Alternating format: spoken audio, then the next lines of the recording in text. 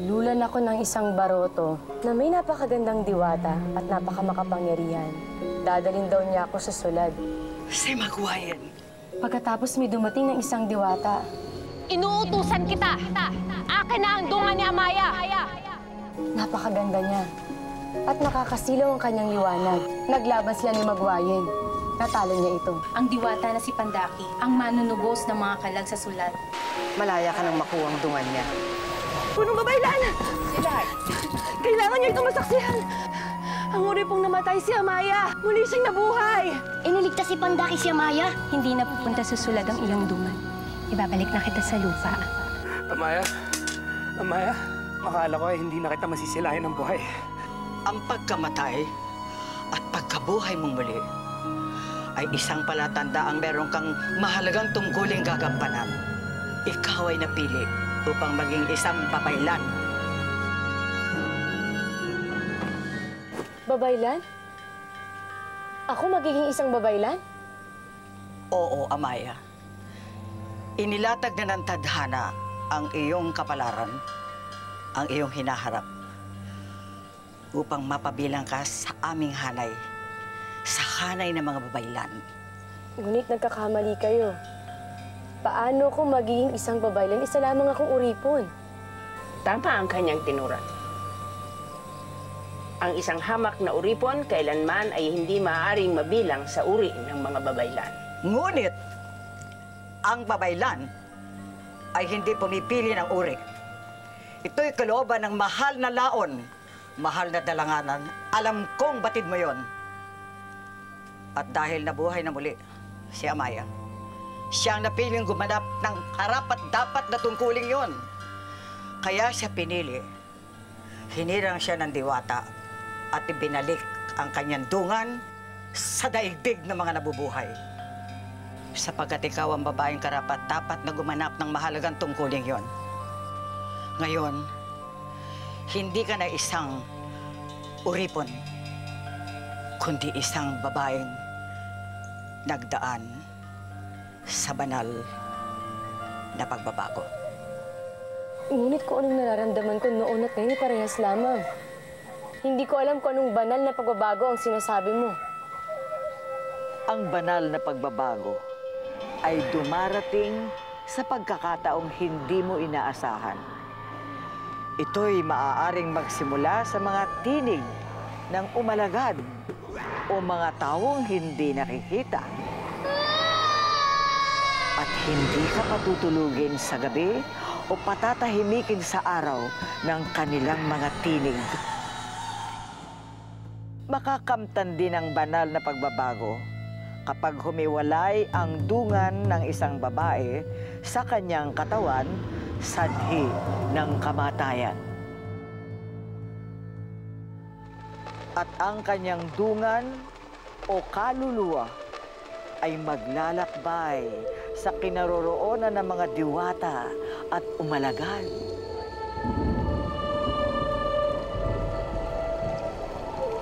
Hindi lahat ng dungan ay nakababalik sa mundo ng mga nabubuhay. Ngunit, may ilang piling nilalang na tinutulungan ng diwatang si Pandaki. At ang mga nilalang na ito ang siyang nagiging mga babaylan. Ang batang isinalaysay ko sa iyo na namatay at nabuhay na muli ay ako. Magkatulad tayo, Amaya. Ngunit hindi pa rin siya maaaring maging kaysa natin. Siya ay dayuhan, at ang dayuhan ay walang karapatang maging babaylan ng ating puot. Ngunit punong babaylan, si Amaya ay naging uripon na sa puod na ito. Kaya't siya'y taga rito na rin. At kung si Gawas ay naging ganap na babaylan dahil sa naganap sa kanya noong bata pa siya, bakit hindi natin tanggapin si Amaya na dumaan din sa pagkamatay at pagkabuhay katulad ni Gawas? At paano nangyari ang sinasabi mo? Alabay, paanong nabuhay ang isang namatay na? Pauman hindi ang lamitan, ngunit hindi ko rin alam. Maging kami nagulat na lamang na makitang nakabangon ang uripon. Ang ibig sabihin ay mapalad nga ang uripon sapagkat kinasihan siya ng mga diwata. Raha Manggubat, Kung nabuhay si Amaya mula sa tuklaw ng ahas, hindi kaya ito ay sa dahilang siya ang babaeng may kambal ahas? Hindi pangkaraniwan ng dayain ng kamatayan. At ang nangyari kay Amaya ay tila nagpapatunay na siya ang babaeng binabanggit sa tagna. Ang babaeng itinakda.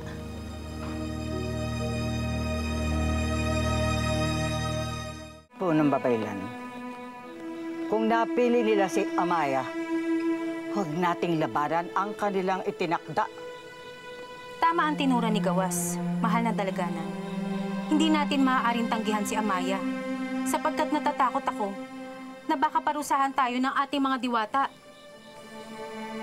Kung iyan ang inyong pasya, sinasang-ayunan ko. Maaari kong tanggapin si Amaya bilang isang alabay upang pandayin at hubugin ang kanyang talino upang siya'y maging ganap na babaylan. Patawarin niyo ako po ng babaylan. Ngunit hindi ko matatanggap ang tungkulin na inaatas mo sa akin. Hindi ko magagampanan ng pagiging alabay o isang babaylan. Huwag mong talikuran ang iyong kapalaran, Amaya. Ngunit hindi niyo na ako mapipili. Nakapagpasya na ako. Hindi ko matatanggap ang tungkulin na yan. Amaya, sandali lamang. Saan ka pupunta?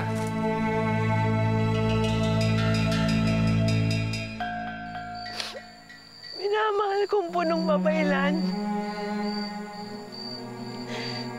Napatid na ang aming panaghoy. Dahil sa muling pagkabuhay ni Amaya, iparating ninyo sa mga diwata at umalagad ang aming pasasalamat. Dahil hindi nyo kami pinabayaan. Amaya, sandali! Saan ka pupunta? Babalik na ako sa balay ng aking Panginoon. Hayaan niyo na ako. Maaari ka nilang saktan muli kung paroroon ka. Amaya, tama si Ginoong Bagani. Dito ka na muna. Sa piling ng mga babaylan. Babalik ako kay Dian Lamitan. Mas naisin ko pang manilbihan doon.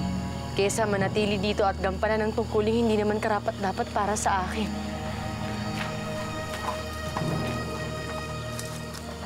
Buhay ka nga talaga. Sa iyong dindig, tila hindi ka natuklaw ng ahas at namatay. Alam kong may mahalaga pang pakay na kailangan gampanan si Amaya. Naway ito na ang maging simula ng pagtupad sa kanyang kapalaran bilang babaeng itinakda. Mahal na kapunuan, ano pang iyong inihintay? Nakaligtas ang babae niya sa nakamamatay na kamandag ng ahas sapagkat siya ang binabanggit sa tagna. Siya nga marahil ang babaeng may kambal ahas. Paslangin mo na siya. Baba, sandali. Baba, sandali! Sandali! Baba! Ano ba? Nais mo makausap mga baba! Nag-cloud kayo dahil di ba? Susunduin ko ang naisan nyo! Hindi nyo muli sasaktan si Amaya! Baba! Nakikiusap ako. Bagani, higit na malaking panganib ang dala ng babaeng yan. Sa aking buhay at sa aking pagiging pinuno.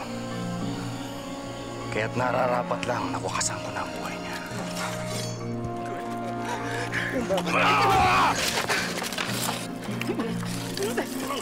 Huwag ka!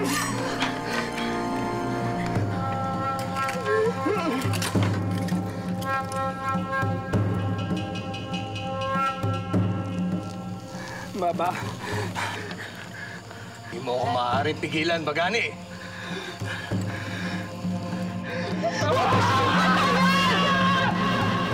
Huwag mo siyang patayin! Magguba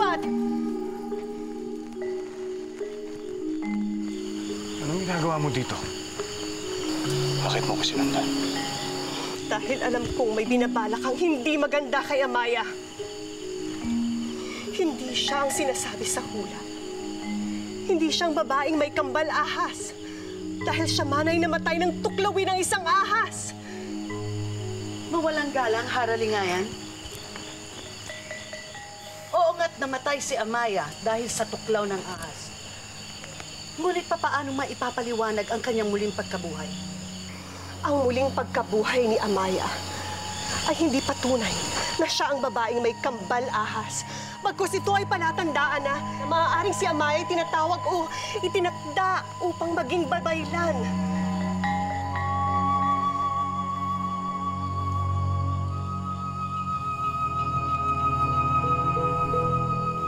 Tinatawag upang maging babaylan? Oo, Raha Manggubat. Hindi mo na siya maaari saktan sapagkat si Amaya ay katulad na namin. Isa siyang tulay patungo sa mga diwata at mga umalagad. Tama ang sinasabi ng babaylang si Gawas. Kaya't pakiusap lang, Manggubat. Itigil mo na ito. Pabayaan mo na si Amaya. Pagkat taglay niya ang dunga ng isang babaylan. Ngunit paano ako makakatiyak na hindi nga siya ang babaeng sinasabi sa tagna? Ang babaeng may kambalahas. Hilway, sa'yo ako naniniwala. Kaya't kung anong sabihin mo, siyang susundin ko. Wala akong kakaibang nararamdaman sa kanya. Hindi siyang babaeng may kambalahas. Tinuklaw siya ng ahas. Wala kang dapat ikabahala.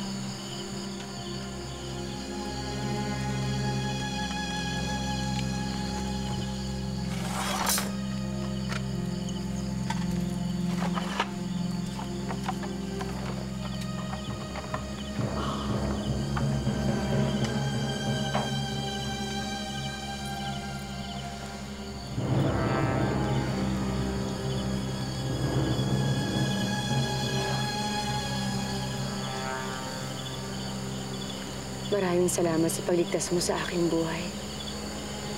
Ngunit nagkakamali ka. Hindi ako isang babaylan. Isa lamang akong uripon.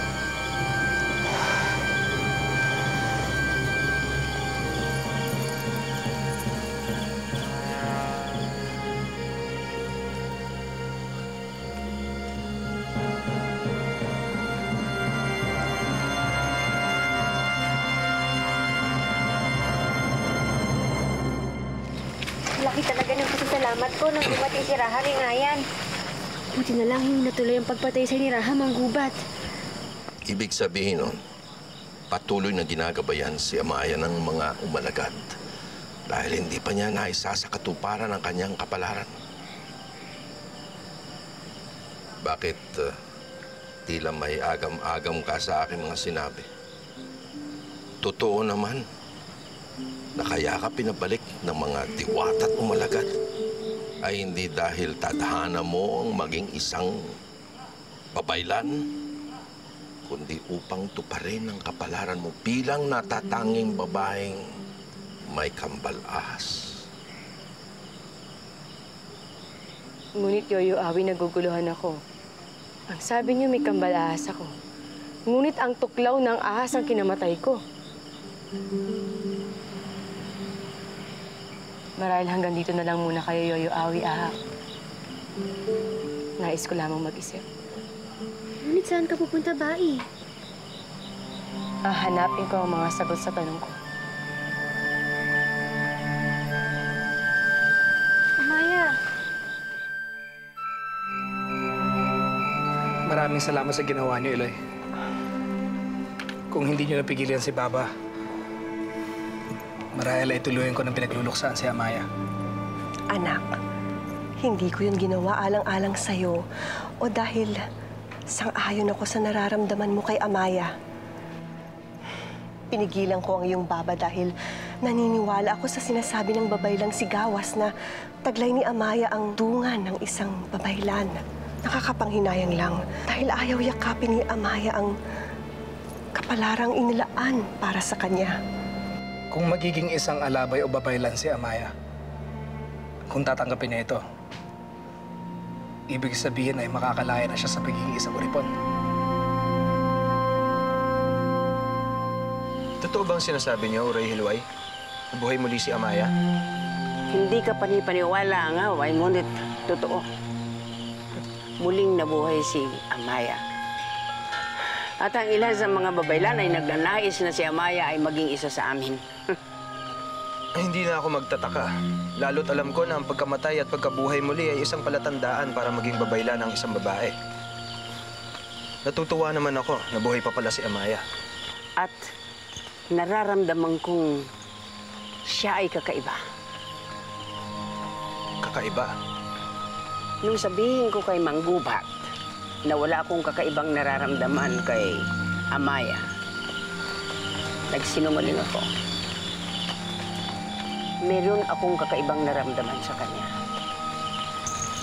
Ngunit hindi ko pa mapagwari sa ngayon kung ano yon. Kakaiba siya. At bakit hindi niyo ito sinabi sa ating kaanak na Raha?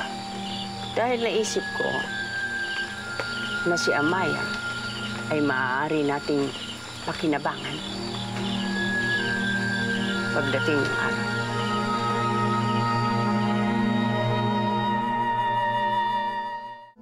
Kapid!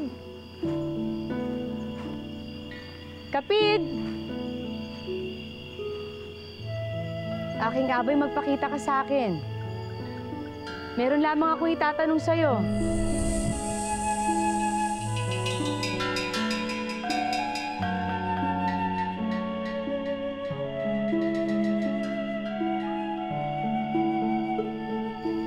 Magpaliwanag ka nga sa akin. Bakit maraming dumalong ahas sa balay ni Dian Lamitan?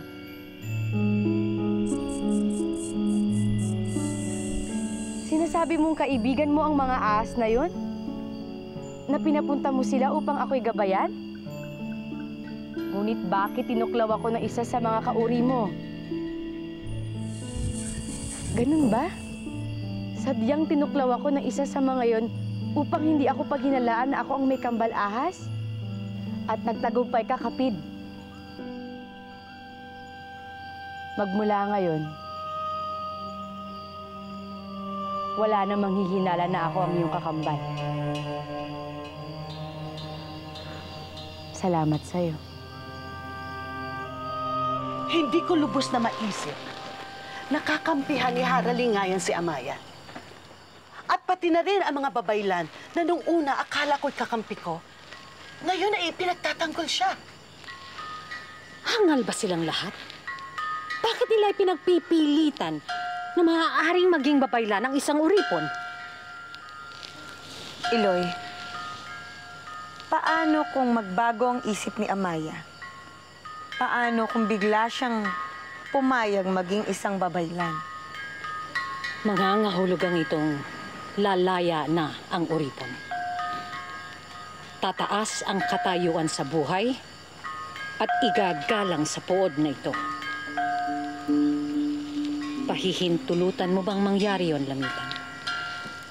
Na nakaaangat ang katayuan kaysa sa iyo ng anak ni Dalang?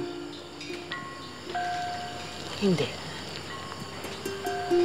Hindi ko hahayaang lumaya sa pagiging uripon si Amaya at maging isang makapangyarihang babae. Kahit kailan, hindi siya magiging babaylan.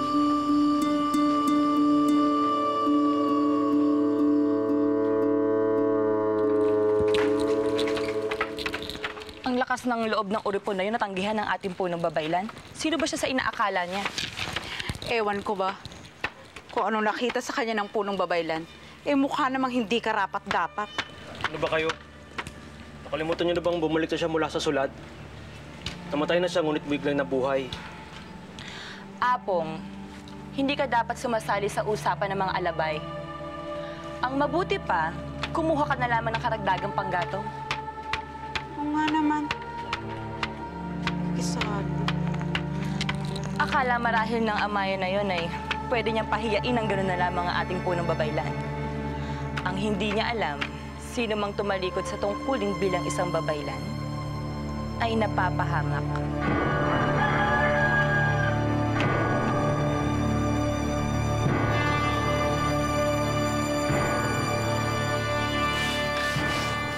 Narito na pala ang patay na nabuhay. Hindi ka man lamang namin naramdaman kagabi. Tumayo ka.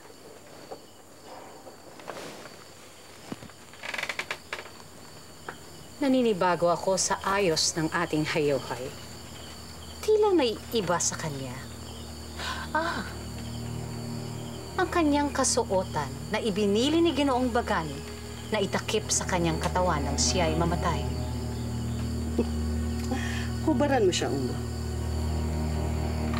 Nasabihan ka lang na maaari kang maging babaylan. Nakalimutan mo na ang tungkulin mo bilang uripong hayahay. Ha? Hindi totoo yan. Sinasabi mo ba ang sinungaling ang aking Umbo? Halika rito. Nasasaktan ako diyan, Lamitan.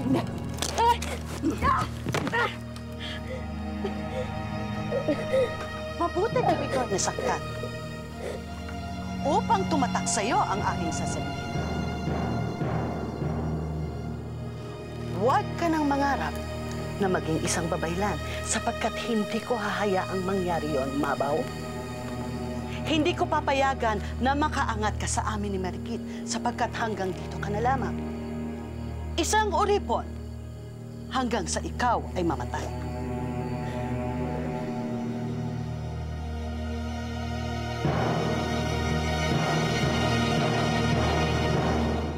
Kulang pa yan.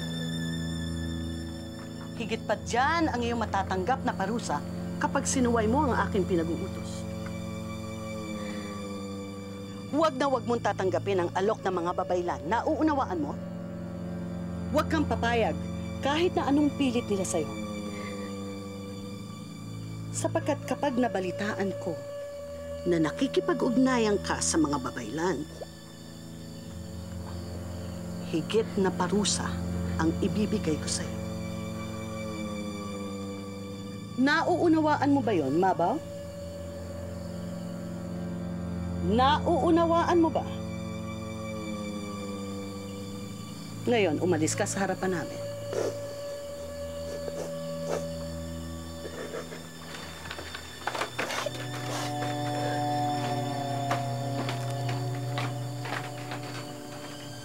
Babaylang taga-kuskus ng sahig.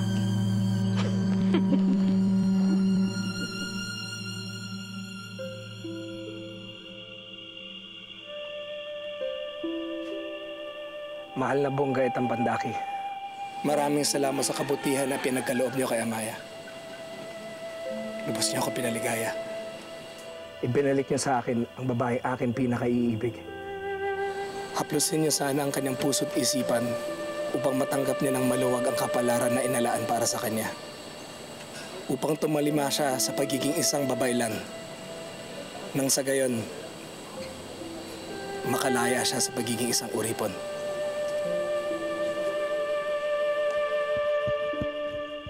Ipagpaumanhin mo ang aking paggambala. Ngunit kailangan mong sumama sa akin. Pinapasundukan ni Rahamang Gubat. Anong kailangan sa akin na aking baba? Nakalimutan mo na ba, Ginoo? Ngayon ang araw ng iyong pamamangkaw kay Bai Marikit. Bakit sinaktan ka na naman ng iyong Panginoon, Amaya? Naniniwala pa rin ba silang ikaw ang babaeng may kambal ahas? Hindi, Bayang. Pinatikim lang sa akin ni Dian Lamitan kung anong maaaring parusa sakaling tanggapin ko ang pagiging isang babaylan. At natatakot ka naman sa banta niya. Hindi ako natatakot. Ayoko naman talaga maging isang babaylan. Yan ang hindi ko manuwaan. Bakit ayaw mo? Bakit tumatanggi ka? Dahil hindi ko alam kung anong maitutulong ng panghuhula at panggagamot sa aking kapalaran na maibagsak ko si Rahamang Gubat. Kung talagang nais mo na makapaghiganti, Dapat tanggapin mo ang alok ng mga babaylan. Anong ibig mo sabihin, Bayang? Ang isang babaylan ay makapangyarihan dahil lahat ng sinasabi niya ay sinusunod ng raha. Ang mga babaylan ay sinasangguni ng raha sa lahat ng kanyang pasya. Hilway, sa iyo ako naniniwala. Kaya't kung anong sabihin mo, siyang susundin ko. Wala akong kakaibang nararamdaman sa kanya. Hindi siyang babaeng may kambalahas. Tinuklaw siya ng ahas. Wala kang dapat ikabahala. Dahil sa kapangyarihang taglay ng isang babaylan, kaya sinusunod sila ng mga raha o mga pinuno. Bayang, batid kong isa kang alabay din dati. Yan ba ang dahilan kung bakit hinihikayat mo ko na maging isang babaylan? Kaya ba nais mong sundan ko ang iyong yapak? Hindi mo ba nakikita, Amaya? Kung maging ganap na babaylan ka, maaari mo nang makapantay kahit ang raha. Sapagkat ang babaylan ang pinakamakapangyarihang babae sa buong pungsod. Kapangyarihan na halos kapantay ng katayuan ng isang raha. O higit pa. Dahil lahat ng sinasabi ng babaylan ay sinusunod ng raha. Kung mapasa iyo ang kapangyarihang ito, kung sinusunod ka na at minamahal ka na ng lahat ng tao, magagampanan mo na ang iyong paghihiganti.